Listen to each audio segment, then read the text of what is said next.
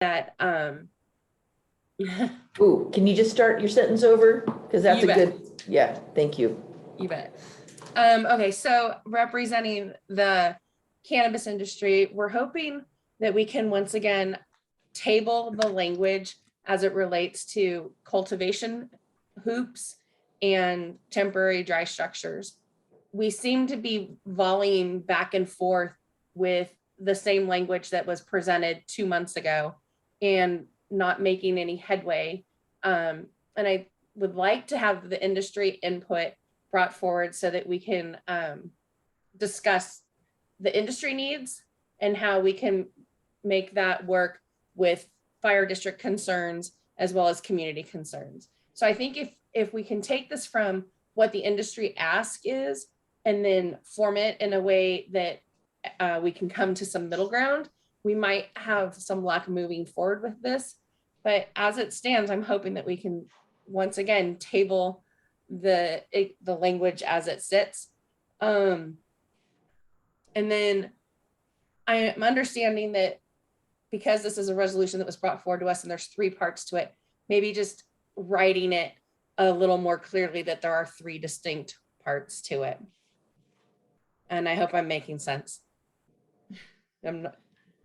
Thank you. So what I gleaned from the conversation that I had with Sarah earlier, which was pretty much exactly what Jennifer was just conveying, is that it could be of benefit to the task force to see alternatives that might be offered rather than just going off of the ordinance as it's presented. Because a lot of what seemed to me, we started having circular conversations was because we're just taking a look at this, but not really looking at, well, what other things could we be doing? And so that idea did have merit and would still work into the timeline, but it's completely up to the task force. If the will of the task force is to sort of try to just get the recommendations done today, then that's what we do.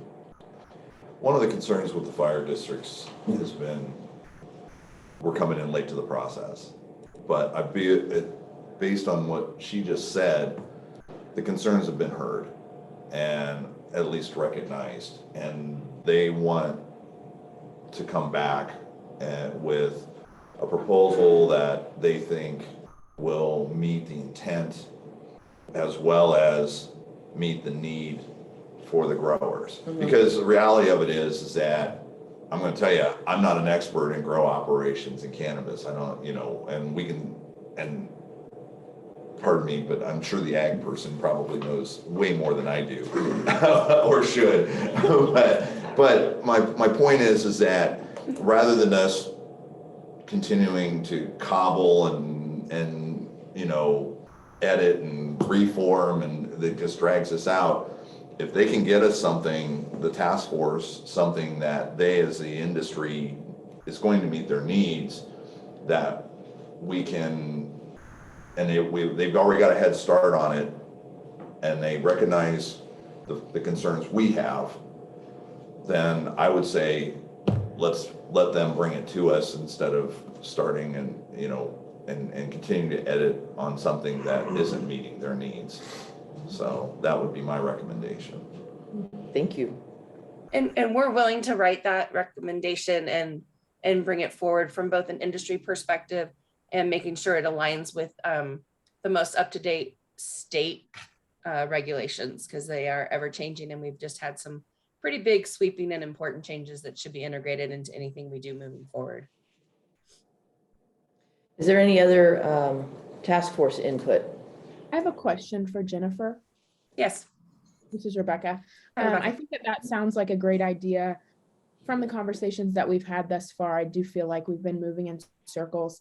I was curious if you would be open to having other input when writing that recommendation, just so that whatever's brought forward, we're not going to go in circles with that as well. Would you be open to that?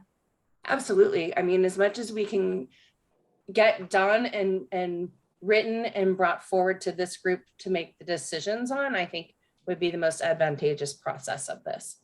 Okay, thank you. Paul, can I throw you under the bus? Yeah, go for it. Could you work directly with Jennifer so that Yeah. Because I think if we can circumvent this whole back and forth thing and get everybody in the same room at the same time, so that we're not, well, hey, this is what we wrote, let's go, now this group's gotta review it and this group's gotta review it. And I don't mean to throw you under the bus. No, it's all good. I'm more than happy to do it. I'm happy to assist as much as I can. Right. With my perspective anyway. But if we could, again, if we can, I'm trying to create shortcuts to. And it would also just, not as part of this resolution or ordinance, but it would also be very nice if our task force could go back to doing what we were supposed to be doing in the first place. Working with the fire department and the ag department and the farm bureau, I think we'll get a lot further along if we bring something that that's been, talked about, or the ideas have been brought forward. And that way we can just look at it and make some alterations and vote and make sure we're saving as much time and moving forward quickly. We may find that this process with having cannabis input saying, okay, this is what we're looking for, might actually be valuable as we go into our overall cannabis policy amendment considerations as well. Because then we're starting with, this is what the cannabis industry would like to see in the cannabis ordinance, and all the other viewpoints can then be like, okay, well, but we got to think about this, we got to think about that, and but at least we'll have a format going forward. Okay, so is there any concerns? Maria, I just wanted to say a couple of things really quickly, if that's okay. Oh, sure. Sorry, Nora. Yeah, no problem. So I think this is a really good path. I think that having something that got thrown in front of us, where I think most of the feeling on the task force was that what we had wasn't going to work for any of this, or for a lot of the stakeholders that are present here, and conversations have been ongoing with the county and the industry. Having something that's in writing, that's been passed back and forth a little bit before it's published for us in the agenda, and if I think is going to be the most the quickest way for us to, rather than having 3 sets of things that come in and recommendations, and then us trying to balance all of that, having some kind of a draft where building takes a pass and fire takes a pass, and ag is taking is able to weigh in there, and then the task force then can bring in community input at that point, when it's been a little bit better thought out by some of the stakeholders that would affect the ordinance materially. So Good. So I think we're going to call this our subcommittee from our task force. And the job before you then is to create or generate draft amendments that will then be brought back at our next task force meeting. Is that enough time? That's 2 weeks from now. I think that's doable, and we want to keep you on your timeline, and we want to get back to the work of the task force, right? I mean, Great. So is there consensus? Does anybody object on the task force? No? I was gonna give No it 48 objection hours. here. Ha, 48 hours. There's no fire right now. We have time. Looks like we have some public input. Is that you, Bart?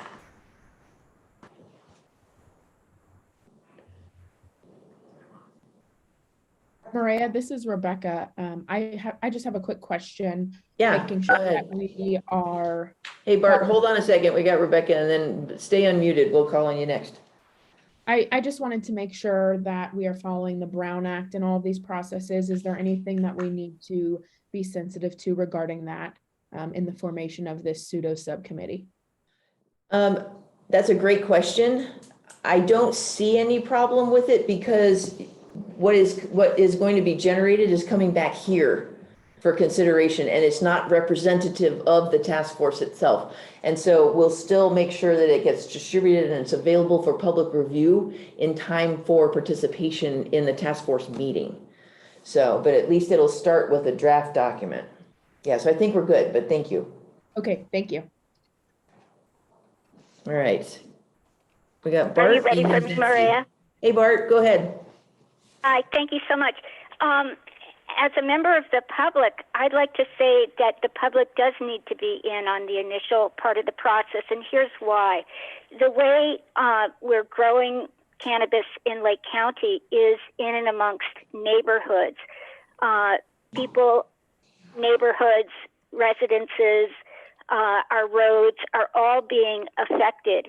And unfortunately, that just is the way it is. And so, no, it will not work to craft something with leaving out the public and the public's experience of living with cannabis and the residual effects and dangers associated with cannabis. And also, I want to make sure that first and foremost, fire and safety are always considered number one, because we all are in this most flammable county of any county in California, and our lives depend on what the fire chiefs can do to protect all of us.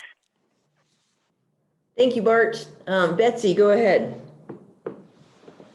Thank you, Maria. And I know this is a minor point, but I wanted to weigh in on the Brown Act question, which is that I would consider the formation of this particular one-time special purpose subcommittee as being that of an ad hoc subcommittee, and therefore not needing to have agendas and minutes.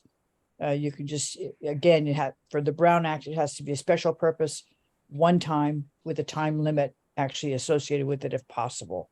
So. Cool. All right. So we'll call it an ad hoc subcommittee task force. Right. Awesome. Thank you, Betsy. And then it looks like we had Nara. Oh no, Nara's gone. Sarah, go ahead.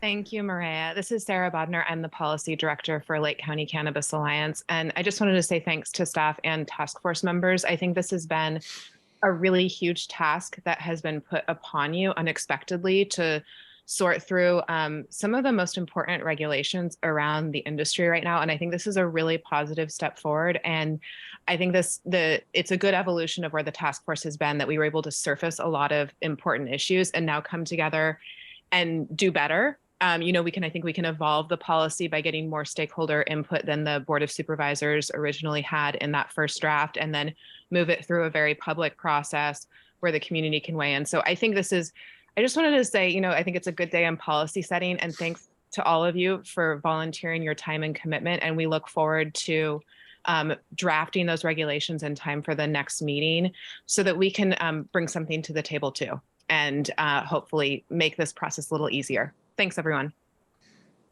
Super. Okay. And so I just wanted to speak to Bart's concern, because I can see how she might be worried, but I'm comfortable with the generation of a draft document that will be brought back here so that it can be considered in a public setting. Additionally, when it goes to the agricultural advisory meeting, that's public, right? So public will have time to input there. It will then go to the planning commission in a noticed public hearing. So it will get public input requested at that point as well. And then finally also before the board, where it will have, at least in the first hearing, definitely a noticed public hearing there. And then the second one, when they advance it to the second meeting, it depends. It will typically, if it's unanimously adopted or approved that first time, it goes on consent the second time. But if there's still additional public input that is needed or requested, the board usually will pull things off of consent so that additional public input can be allowed at that time. So I just want any members of the public who might be concerned that they're getting pushed out to know that that is absolutely not the case. Well, I would take it one step further and say that, it's very normal for policy to come before a body out of whether it's an individual department or a work group, it doesn't matter. You get this draft policy, here it is, and now we're going to disseminate it and review it, and then we can't act on it without public input. And that's a requirement of the Brown Act, and that's just good governance anyway. Absolutely. So this is no different than a work group bringing something forward for a governing body to consider and address. Okay, I view it as a good opportunity just to get the cannabis industry to tell us exactly what they want. We may be complicating the heck out of this. They may want something much simpler. But it doesn't mean it's a slam dunk, and it will be discussed within this, but it's a good opportunity to know what is it that you're asking for. I think we Okay. need to know that. good, I agree entirely. May excellent. I say one more thing, please? Sure, Bart? Thank you so much. From the public's point of view, the thing that I would ask all of you to consider is, as I think with you, Jan, you have a grow, we don't know if it's legal or illegal, right across from you, as did I in my property before it burned.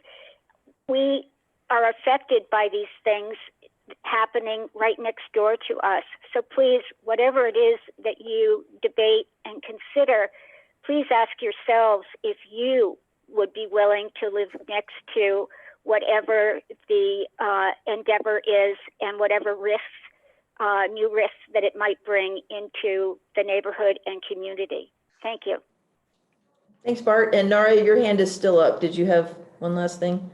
I did. I actually just really wanted to give some appreciation to fire and to building and other task force members today, because this feels really like we're moving in a positive direction, and I really appreciate your willingness to do this extra work between the meeting times. So thank you. Thanks. And just a quick reminder that this task force does only deal with licensed cannabis. So that's all we're talking about here. That's who this ordinance is going to, is going to be materially affecting. And there isn't, anyone here that's going to be advocating for unlicensed cannabis. So most of us know the harms that have been caused by some of the unlicensed grows. So I just, again, it's the industry here is licensed, legal, and eager to work with Thanks, our Nara. community. Sorry. I agree with that, and I think it's important that we keep discussion of illegal grows completely out of it, because it'll get us way down in the weeds, and just know that we're talking about legal grows, and most of what we're hearing complaints about are not legal grows, and it's not Legals. stuff we can do here. Illegal's illegal. The only discussion we should have about it is called community development. Yes, yes. And do what they need to do, code enforcement on their end. Illegal's illegal, and that's where.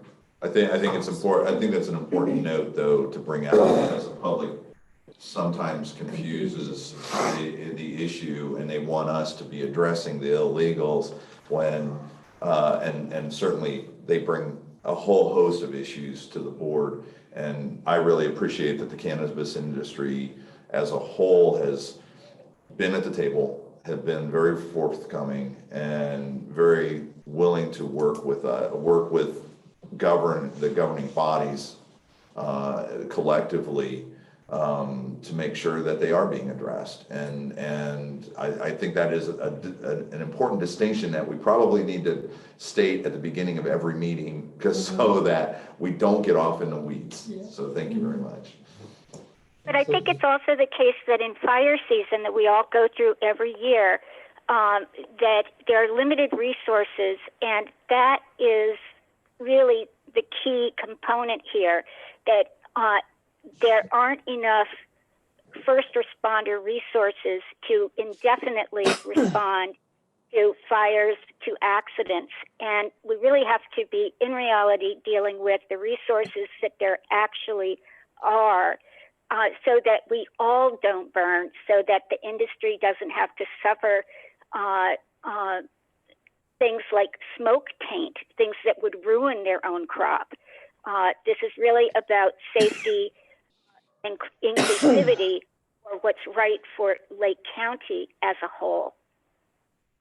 Anytime that we bring development forward, whether it's through Cannabis Task Force or the Planning Commission, whenever we're working on developing property, it actually brings an increased level of safety to the community as a whole, whether it be the county or one of the cities, anywhere in any of the districts, because we now are dictating, if you will, through our codes and ordinances, what needs to happen to develop that property. So it actually is better to have developed property than undeveloped property because we have more control over it. Does that make sense?